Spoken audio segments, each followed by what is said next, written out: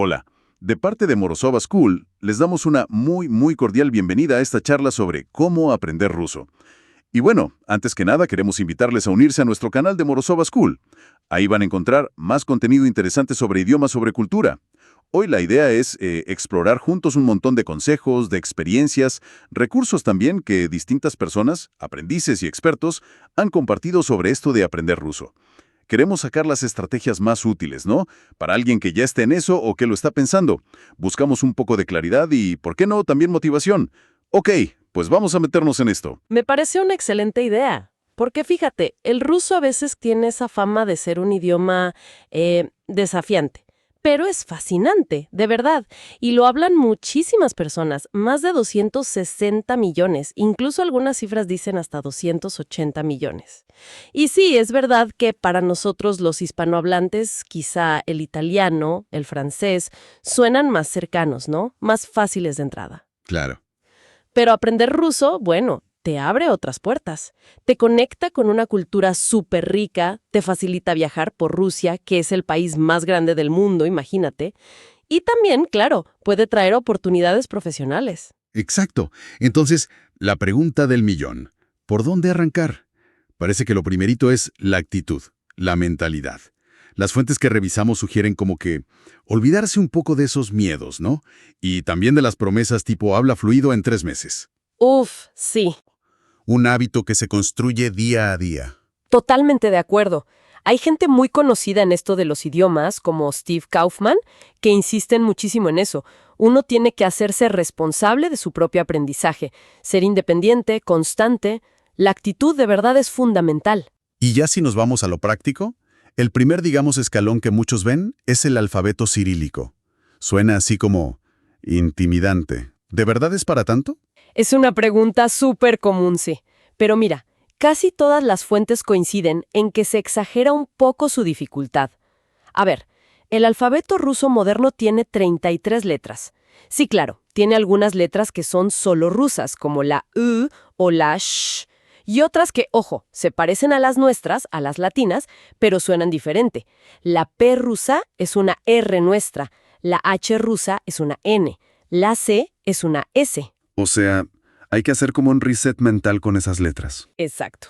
Pero, ojo, también hay otras que son prácticamente iguales. A, K, M, O, T. Esas son amigas. Y luego tiene 2 signos especiales, el signo blando, Y, y el signo duro, E. No suenan por sí mismos, sino que modifican cómo sonará la consonante que tienen antes. Interesante. Pero lo importante es que la mayoría de la gente, según cuentan, lo aprende bastante rápido, en cuestión de horas o pocos días. No estamos hablando de semanas. Steve Kaufman y otros como que le restan importancia a esa dificultad inicial. Entendido. Entonces el consejo principal sería no dejarse asustar y empezar justo por ahí. Sí, es lo esencial. Y hay muchas formas de hacerlo. Puedes usar tarjetas, las famosas flashcards, tipo Anki, que son digitales, o apps como Duolingo, que tienen ejercicios para el alfabeto. Practicar escribiendo a mano también ayuda mucho a la memoria muscular. O asociar cada letra con una palabra clave, que empiece con ella. Incluso dividirlo, ¿no? Primero, las que se parecen al latín, luego las de origen griego y al final las rusas únicas. Vale, perfecto. Una vez que se domina el alfabeto, ¿qué es lo siguiente? Para sentir que uno avanza y no perder esa motivación inicial, esas victorias rápidas que dicen. Ahí lo que se recomienda mucho es saltar directo a aprender vocabulario básico y, sobre todo, frases útiles, lo más pronto posible. Saludos como privyet, privyet, que es el hola informal, decir tu nombre, меня зовут, los números, claro, y frases del día a día. Как дела, o sea, ¿cómo estás? Сколько это стоит, ¿cuánto cuesta? Y una fundamental, спасибо, gracias. Y varias fuentes hacen hincapié en aprender estas frases ya completas, ¿verdad? Dentro de un contexto, no solo la palabra suelta. Hola, gracias. Exactamente. Aprender la frase entera te ayuda a empezar a captar cómo se arman las oraciones en ruso. Y además, es mucho más práctico para empezar a comunicarse, aunque sea de forma muy básica, desde el minuto 1. Muy bien. Hablemos ahora de las habilidades clave. Se insiste muchísimo en la importancia de escuchar. Steve Kaufman, que ya mencionaste, parece darle un peso enorme a esto de la escucha masiva. es tan fundamental? Absolutamente. Escuchar muchísimo ruso es crucial, por varias razones además. Primero, para que el oído se vaya acostumbrando a los sonidos, al ritmo, a la melodía del idioma, que al principio sí puede sonar un poco áspero o diferente. Claro, como cualquier idioma nuevo. Exacto. Segundo, es clave para mejorar tu propia pronunciación y para entender algo súper importante en ruso, el acento tónico. Dónde cae el acento puede cambiar completamente el significado de una palabra. El ejemplo clásico que siempre dan es zamok, con acento en la O, es candado. Ajá. Pero zamok, con acento en la A, es castillo.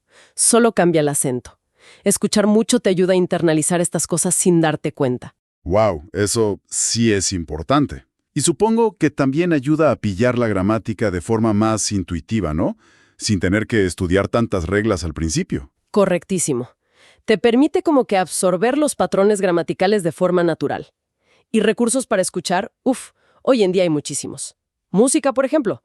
Algunas fuentes mencionan bandas de rock ruso como Kino, que marcó a mucha gente. Podcast, claro. Kaufman usaba mucho uno que se llamaba Eco Moskvi, pero ahora hay miles, para todos los niveles. Audiolibros, empezando por cosas cortitas. Programas de TV, películas. Con subtítulos, supongo. Sí, empezar con subtítulos en español y luego, cuando te sientas más cómodo, ponerlos en ruso. Hay plataformas como Lingopie que están hechas justo para eso, para aprender con videos. Y canales de YouTube buenísimos como Russian Progress o Russian with Max, que son muy populares. Y mencionan también una estrategia de escuchar lo mismo varias veces, ¿no es así? Sí, eso parece ser muy efectivo para mucha gente. Escuchar el mismo audio o ver el mismo fragmento de video repetidamente hasta que sientas que lo entiendes casi todo. Ayuda a fijar el vocabulario y las estructuras. Vale, pasemos a otro punto que suele preocupar, la pronunciación. Para nosotros los hispanohablantes, ¿cuáles son los mayores retos ahí? Pues hay varios puntitos. Primero, sonidos que simplemente no existen en español. El más famoso es la vocal U. Es un sonido particular. Hay que practicarlo. Luego, letras que sí nos parecen familiares, pero suenan diferente. La R rusa, por ejemplo, es una R vibrante, fuerte, como nuestra RR. Y la B rusa suena como una V labiodental clara, que en español a veces confundimos con la B. Cierto. También está el tema de las vocales reducidas. Una O que no lleva el acento a menudo suena más como una A. El ejemplo típico es molaco, leche, que se pronuncia más bien malacó. Y la diferencia entre consonantes suaves, que se palatalizan un poco, y las duras. A veces el signo blando, la U, te indica que la consonante anterior es suave. Y por supuesto el acento tónico, que no tiene reglas fijas, cambia de lugar y hay que aprenderlo con cada palabra nueva. Son, aquí hay trabajo que hacer ahí. ¿Y cómo se mejora esto? ¿Qué aconsejan? Los consejos son bastante lógicos y consistentes, la verdad. Primero, escuchar muchísimo es la base. Segundo, imitar. Intentar copiar a los hablantes nativos, sin miedo a sonar raro al principio, es normal. Tercero, grabarse. Grabar tu propia voz y compararla con la de un nativo ayuda un montón a identificar dónde necesitas mejorar. Y cuarto, si se tiene la oportunidad, trabajar con un tutor o hacer intercambios de conversación con hablantes nativos. La corrección personalizada es muy valiosa. Ok. Llegamos al plato fuerte. La gramática. La famosa bestia negra del ruso para muchos. Los casos, los verbos. ¿Cómo se enfrenta uno a esto sin tirar la toalla? La gramática rusa. Sí, es compleja, no vamos a negarlo. Pero también es muy lógica. Lo importante es cómo la abordas. Vamos por partes. Primero, los famosos casos gramaticales. Son 6. Nominativo, genitivo, dativo, acusativo, instrumental y preposicional. ¿Qué hacen? Pues cambian la terminación de las palabras, sustantivos, adjetivos, pronombres, para indicar qué función cumplen en la oración. Quién hace la acción, sobre quién recae, dónde ocurre, con qué instrumento se hace. Entender para qué sirve cada caso, bueno, puede que no sea tan difícil. Pero recordar todas las terminaciones, eso sí parece un desafío. Ese es el meollo del asunto, sí. Por eso, un consejo clave que aparece mucho incluso en fuentes académicas como las del profesor Shaklin en la Universidad Rudn en Moscú, es aprender los casos poco a poco y siempre dentro de frases modelo, frases completas. Por ejemplo, en lugar de memorizar tablas tipo stol, stolás, stolú, mesa de la mesa a la mesa, que es súper abstracto, aprendes la frase completa. Я живу в Москве. Vivo en Moscú. Ahí ya estás usando el caso preposicional en Moscú en un contexto real. Ah, claro. Tiene mucho más sentido así.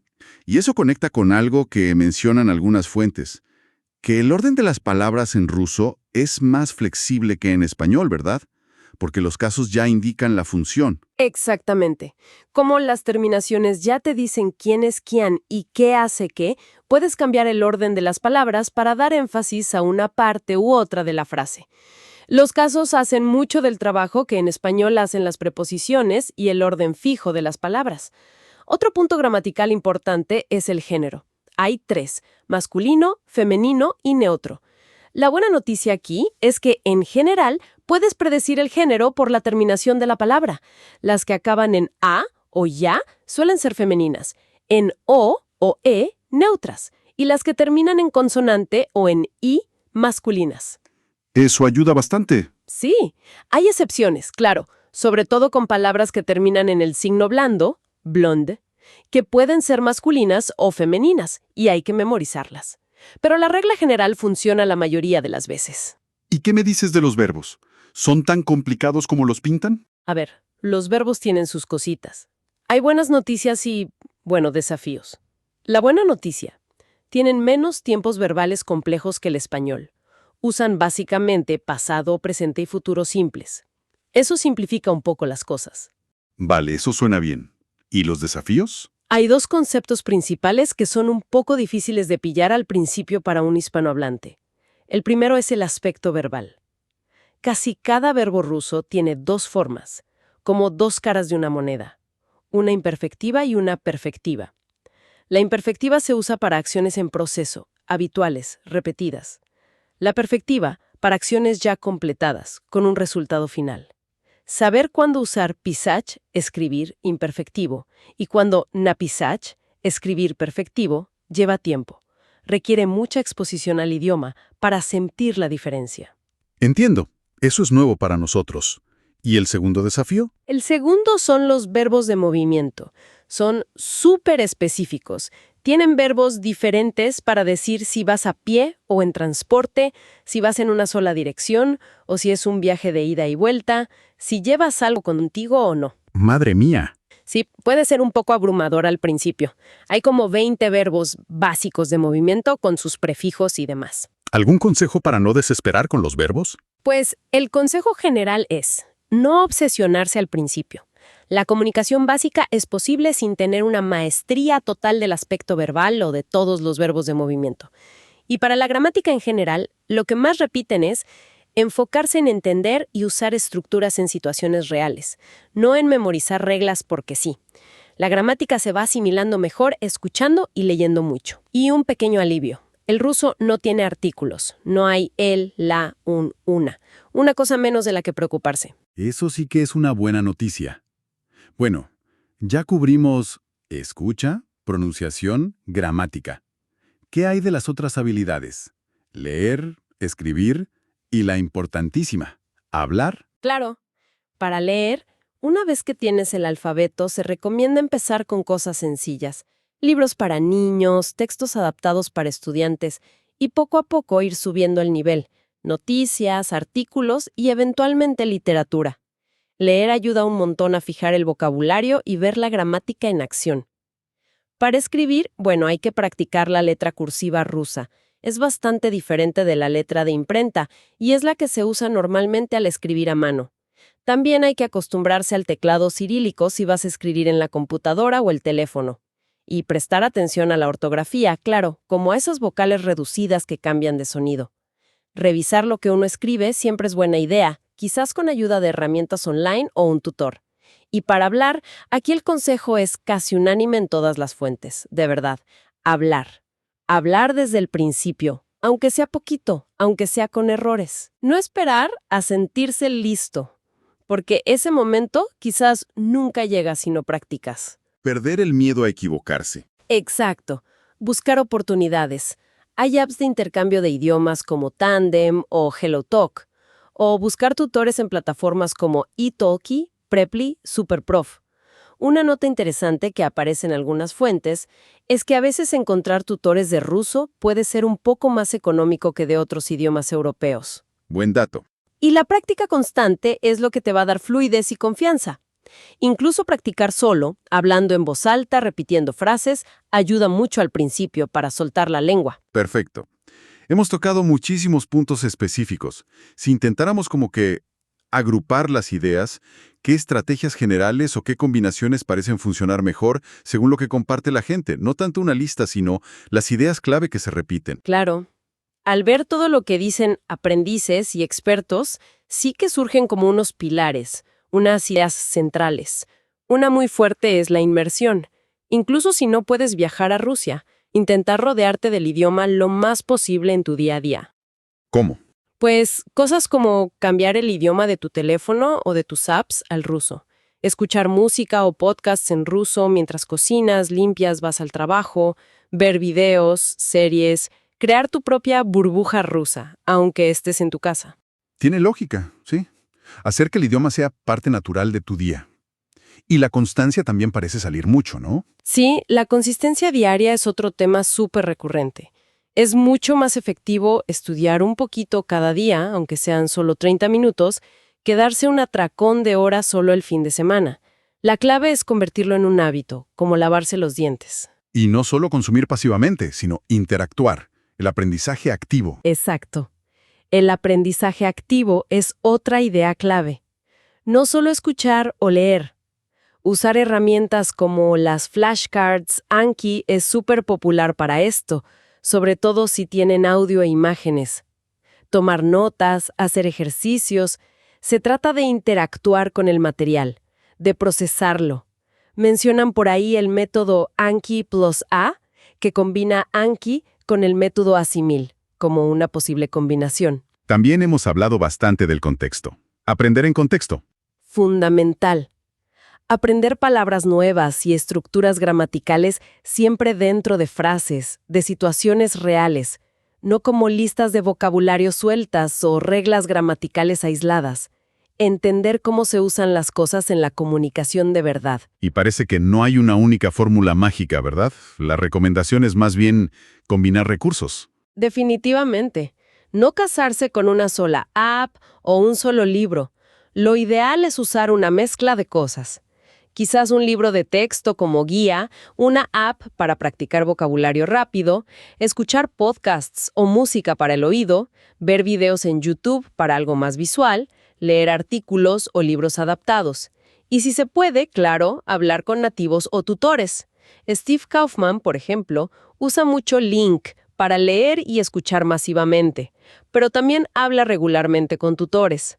La variedad mantiene el interés y ataca el aprendizaje desde distintos ángulos. Y finalmente, algo que también parece ayudar es tener metas. Sí, establecer metas concretas, aunque sean pequeñas, como aprender 10 palabras nuevas esta semana o terminar esta lección del libro. Ayuda a ver el progreso, a sentir que avanzas y eso mantiene la motivación alta, sobre todo si estás estudiando por tu cuenta. Y bueno, más allá de toda la mecánica del idioma, alfabeto, gramática, vocabulario, hay algo que también surge como un factor muy importante, tanto para la motivación como para entender el idioma a fondo. La conexión con la cultura. Juega un papel enorme, sí. Aprender sobre la historia de Rusia, su literatura. Imagínate poder leer a Tolstói o Dostoyevsky en original, su música. Algunas fuentes mencionan cómo descubrir bandas como Kino les dio un empujón a los aprendices. Todo eso no solo hace que el estudio sea más interesante, más rico, sino que te ayuda a entender por qué el idioma es como es. Muchas expresiones, muchas formas de decir las cosas vienen de la cultura. Claro, por ejemplo, entender cuándo usar vi, que es el usted formal, y cuándo ti, el tú informal. Eso es crucial para no meter la pata socialmente. Exacto. O saber detalles como que la costumbre de sonreírle a desconocidos en la calle es menos común que en algunas de nuestras culturas. La sonrisa en Rusia suele ser algo más íntimo, reservado para gente que conoces. Y otro aspecto cultural muy bonito que se refleja directamente en el idioma es el uso constante de diminutivos, para expresar cariño, afecto. Algo que quizás nos recuerda un poco al español de algunas zonas de Latinoamérica, ¿no? Sí, como en México, por ejemplo. Justo. De mama, mamá, que es mamá, sacan mamuchka, que es como mamita, con mucho cariño. El idioma está lleno de esos matices afectivos. Entonces, si tuviéramos que sacar como el mensaje central de toda esta exploración que hemos hecho, ¿cuál sería? Parece claro que aprender ruso no es algo que pase de la noche a la mañana. Sin duda alguna. Es un maratón, no una carrera corta. Requiere paciencia, mucha constancia y algo muy importante, encontrar la manera de disfrutar del proceso, disfrutar de cada pequeño avance. Los errores van a pasar, son inevitables, son parte del aprendizaje. No hay que tenerles miedo. Al contrario, hay que verlos como oportunidades para mejorar. Y esas dificultades iniciales, como el alfabeto o los casos, se superan. Con práctica y con mucha exposición al idioma real, se superan. Y ya para ir cerrando, una reflexión final para quienes nos escuchan. Además de las razones obvias, como poder leer a los grandes autores rusos o viajar más fácilmente por ese inmenso país, ¿qué otras puertas quizás más inesperadas podría abrir el dominio del ruso? Pues mira, una muy interesante es que puede ser como una llave maestra para entender mejor todo el mundo eslavo. Como le pasó a Steve Kaufman, una vez que dominas la estructura del ruso, que es como el hermano mayor de la familia, aprender otros idiomas eslavos como el ucraniano, el polaco, el checo, puede resultar bastante más sencillo. Comparten muchas similitudes. O quizás la puerta que se abre es a una comprensión más íntima, más profunda de esa famosa y a veces llamada misteriosa alma rusa. No solo a través de la literatura, sino entendiendo palabras, conceptos, que son muy difíciles de traducir exactamente a otros idiomas. ¿Como cuáles, por ejemplo? Pues palabras como tosca, que no es solo tristeza o melancolía, es como una mezcla más profunda de angustia espiritual, anhelo, a veces sin saber muy bien por qué. O la palabra nadrif, que describe como un desgarro emocional muy intenso, casi exhibicionista. Son matices de la experiencia humana que el idioma ruso captura de una forma muy particular. Entender esas palabras te acerca más a esa cultura. Qué interesante. Bueno, pues ha sido un análisis excelente de verdad. Muy revelador explorar todas estas estrategias y perspectivas sobre cómo aprender ruso. Muchísimas gracias por guiarnos en esta conversación tan completa.